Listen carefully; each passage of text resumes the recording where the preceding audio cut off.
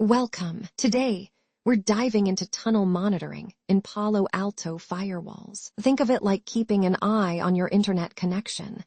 Except, it's for secure VPN tunnels. If you've ever been frustrated with a suddenly disconnected session, this is your solution. We'll break it down step by step, ensuring you're ready to configure it like a pro. No tech headaches, just practical insights. I'm Emma Grace, an IAM expert with 10+ years of hands-on experience designing and deploying identity solutions that scale. I specialize in helping organizations implement secure, user-friendly access controls that reduce risk, meet compliance, and support growth without adding complexity. All right, let's start with the basics. Tunnel monitoring is Palo Alto's way of making sure your VPN stays alive and kicking. It constantly checks if the tunnel is up, and if it isn't, it takes action. Whether you're securing remote work setups or keeping cloud connections stable, tunnel monitoring is your behind-the-scenes guardian. Think of it like a health checkup for your VPN,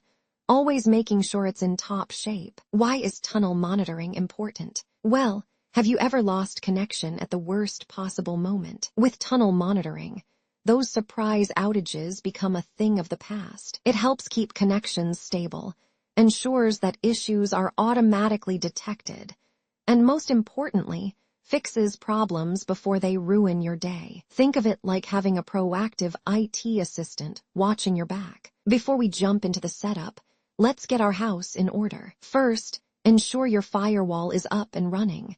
It's the backbone of everything. Next, verify that the tunnel interface is in place.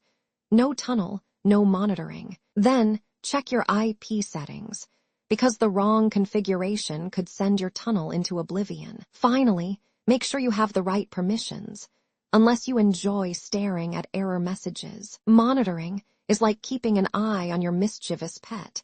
It ensures everything runs smoothly. First, we define what to track. Then, we set thresholds, because nobody likes false alarms. Alerts will keep us informed, and customization ensures the profile aligns perfectly with our network needs. DPD is like making sure your friend hasn't ghosted you. By enabling DPD, we constantly check if the connection is alive. Detection intervals help us avoid unnecessary breakups.